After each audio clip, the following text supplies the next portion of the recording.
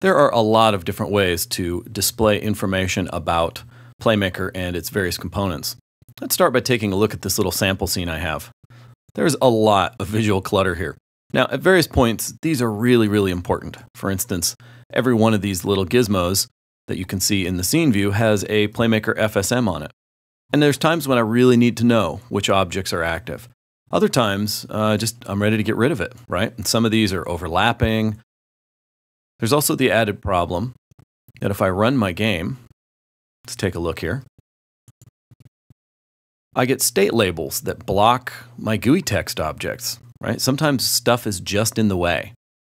So let's take a look at how we can solve a lot of these problems and customize our view. First of all, I can individually turn these elements on or off for each object. I've got my two GUI text objects, left and right. That's these two objects that we saw right here. If I come over to the inspector, scroll down a little bit, in the FSM section, you see Show State Label.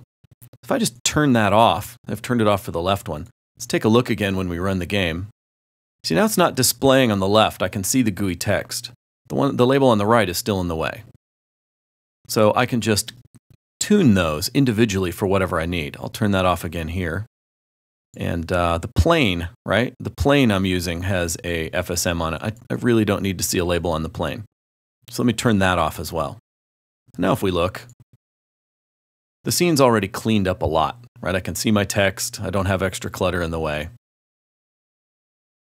And when I look at this view, I got a few more things out of the way. So that's good. But we still need to handle these, right? Now, if you'd like, you can turn off all of the display items at once. That would be in the Preferences.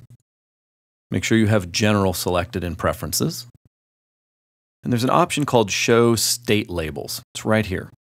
If you turn that off, Show State Labels in Game View. And we take a look. You see there's no state labels anywhere in the whole scene. None. We've removed them entirely, which is pretty handy. And notice, if I bring these back, it's still respecting these individual on and off settings because I brought all the ones back that were active. The ones that were not active, it saved that state. So very handy. Gives you a quick way to toggle everything on and off. All right, now let's take care of these. All these little floaty gizmos right in the scene. Let's take a look at what we can do with that. I come back to Preferences, and I look in the same spot under General, Draw Playmaker Gizmos in Scene View. If I turn that off, there they go. They're gone. Right now they're nowhere to be seen. I've turned them all off, which is great. So I can work, I can adjust things, do whatever I need to, and then at any point, simply click that, bring them back. Also, right next to that is Draw Playmaker Gizmos in Hierarchy. That means all of these little boxes. Sometimes when you have really a lot of objects in a game that you've been spending a lot of time developing, this can get overwhelming. So if you want to turn those off, just simply uncheck that and they all go away out of the list. These two are independent, notice. You can turn them on and off as you see fit. Now let's take a closer look at the Playmaker GUI object itself. You'll see here we have an Enable GUI layout. This can just turn the whole thing right off. It'll get rid of that for you. And Draw Active State Labels is just the same as over here when we turned them off completely. See, there's nothing in the game. And if I look at Preferences, deactivating this has actually deactivated this. Okay, it's the same preference. Turning them on and off relates to each other. Okay, so that's the same thing. And let's talk about filters for a minute. We've got our labels on, and I'm seeing, so here's an idle in the distance from an object I've got. Here's color cycle for this close-up cube, and here's one kind of in the midfield, this rotating one. And if I look in the scene view, and I find my camera, here it is. Look at the frustum. This is the depth of the objects from the camera, okay? So when we filter, we're going to be filtering by the distance away from the camera. In other words, how far away from the camera do I want to display or not display tags? Maybe you only want to show stuff right up close, and the things in the distance, not so important. Maybe you've got some background elements moving around or doing things like that. On the Playmaker GUI object, you have filter state labels. This allows you to filter at all or not. You can just turn that feature off if you want. Right now the distance is at 10. So if we take a peek, it's getting all of this. But let me shut that distance down. Let's try, say, 5. I'm going to make it a distance of 5 instead of 10. I've halved it. Okay, we're still coming in a little close. How about I go even more? I'll do 4.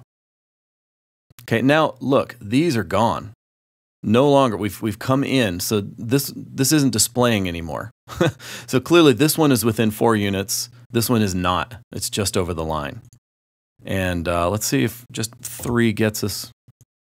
How far do you need to get? There we go. So this unit here is between 3 and 4 from the camera. This is 4 or greater, right? And we can just choose how many things we want to see based upon how far away it is. It's just like casting a ray into the scene for a ray cast. So there you can do a little bit of custom tuning for draw distance on your objects. All right, now let's take a look at how we can do some really cool filtering right here in the action browser on our states. I'm going to choose this green cube, FSM, and I'll go full screen. With this state selected, you can see I just have a rotate action in here, nothing too special. And there's a whole bunch of options in here I'm not using. Like I'm only using the y-axis, I'm not using the x or the z. So I don't necessarily need anything right here. What if I just wanted to get rid of that clutter? Well, down here at the bottom of the tab, I can click on Hide Unused. And all of my unused attributes go away. They just disappear, so it reduces visual clutter. And this can get you a lot of screen space back. And if you decide later on, you know what, I do want to do something over there on one of those other options, you can just turn that back on and they come right back. Now, maybe this is too much. You don't want to hide them, but you want to improve the visual clutter a little bit. You can simply right-click and come down here and choose Dim Unused Parameters. And that's going to take your unused ones and make them really dark.